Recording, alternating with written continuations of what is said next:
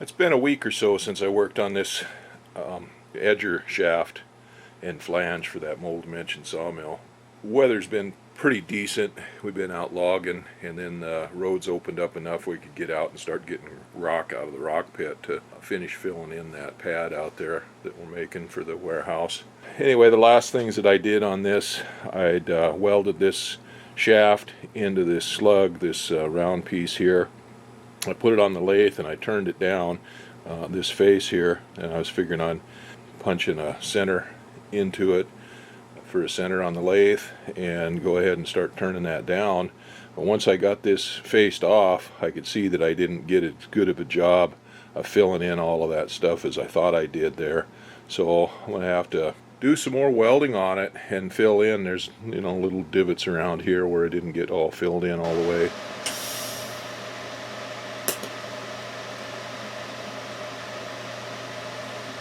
I think I got it this time. I think what I did before is I didn't put enough metal in it as I was welding around and filling in that center, and it pulled the metal away from the edge, the outside edge, and made a groove around there. That's kind of what it looked like. So anyway, I think I've got it now. I'll let that cool off a little bit, put it back in the lathe and finish facing it off, pop it center in there, and then we'll set it up for machining out the rest of that hub. Well, I've got that faced off, and it's a lot better than it was. So I punched a center hole in it, I put a center in the tailstock of the lathe and pulled that out a little ways, put the center on it, because I'm going to want to cut from this way, so I've got to make whether it's right hand or left handed cutter, but anyway, I got to find a cutter that cuts the other way. These cutters that I've been using cut from the right to the left, and I want to get one that cuts from the left to the right. So I'm going to start my cutting. I'm going to have the flange right in here, and the rest of this has got to be turned down to 1.25 inches for the bearing. So anyway, I got to come up with a different cutter. This is still hot, so I can't touch it, but anyway, this flange right here, and the original one was 5/16 deep. Well, I've got to go from the edge of the flange this way, so anyway, I want to put a little bit of a lip on there, a little bit of a inlet on there for that, to register that etcher blade on. I measured back 3/8 from the face of that, made a mark on it. Then I just took a parting tool and run in there a little ways, just enough to give me a good start where my line is, and then I can start cutting to that line. The last thing I'd done on this is I set this up and I punched the hole in it on the end for the center, and then I brought this whole thing out and set it up on the center so I could start turning it down. I measured out the thickness that this flange has got to be on here, and I just went in with a cutoff tool and made a good mark on that so I know where to go on that for the shaft here for the bearing seat, and the difference between that and the flange on that. I had it all set up for that, and I decided I was going to do something a little bit different. This is the edger blade. Anyway, what I want to do is I want to put a shoulder on this, on the face of this, for this edger blade to register on. There's the center. I'll measure that. That says it's 1.5 inches. So I've got to measure out 1.5 inches from that center and make a mark on that, and then just turn this in. I left it 1/16 of an inch thick. Let's see how thick that. I marked this with Marks a Lot on the end of it, and I've got this special compass used for woodworking. It's actually an LS Starrett compass, but anyway, it has one leg in here that you can adjust the length of it on. I actually had it set up with a pencil on it for doing woodworking and layout work like that, but I've got this adjusted so that this leg of the compass fits in to the center of the center hole, and this leg is shorter. It'll ride on the outside here. I've got that set for 3/4 of an inch, a little bit more.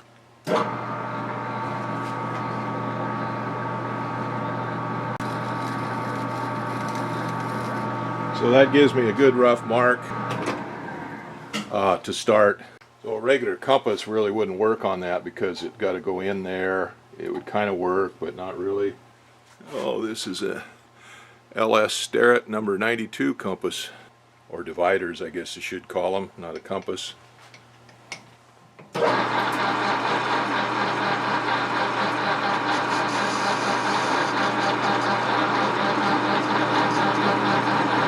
got a little bit left to go on that.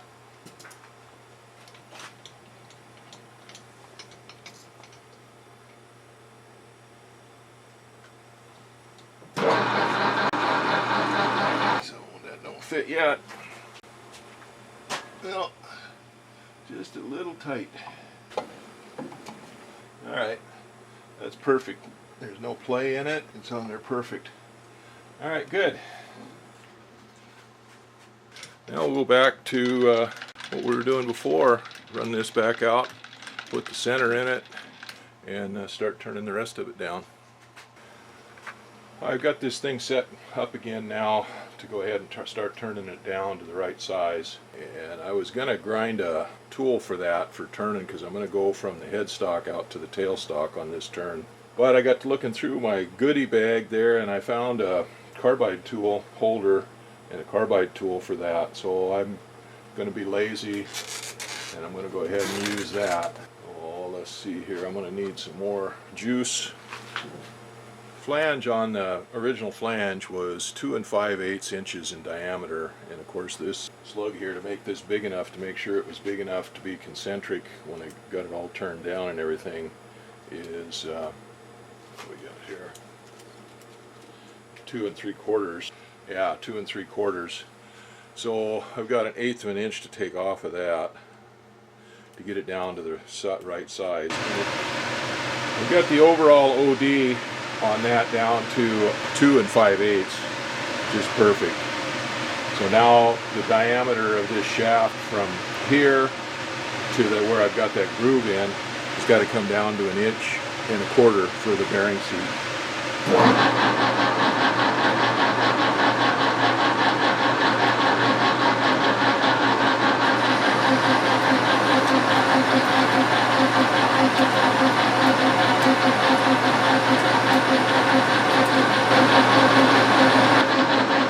Alright, going this way kind of sucks with this because it's throwing hot chips right down on the levers that you've got to engage and disengage the travel with, so coming right down on the fingers. Alright, those chips coming off there are hotter than a popcorn fart. They're coming right down where your hands got to go to engage and disengage that. I kind of got a little bit too deep on that last cut. I bogged it down pretty good. I wasn't making the deep enough cut, and the chips weren't breaking, making big long chips, and they're flying all over the place here, 6-8 feet away from the lathe. So you either got to make a big enough cut or too big a cut. Anyway, not a big enough or too big. Anyway, it's coming down. I'm gonna let that cool down. It's pretty hot. See what we got there. How much more we got to come.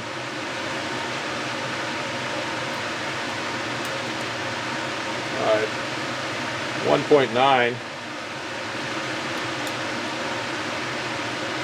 Then go down to 1.25. Alright, here's the bearing that goes on there. Measure that out. Yeah, 1.25 inches.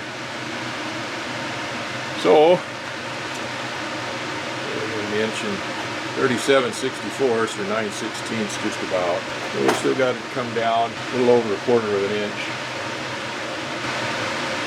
Down below 1.5 inches. So we got a little bit more to go.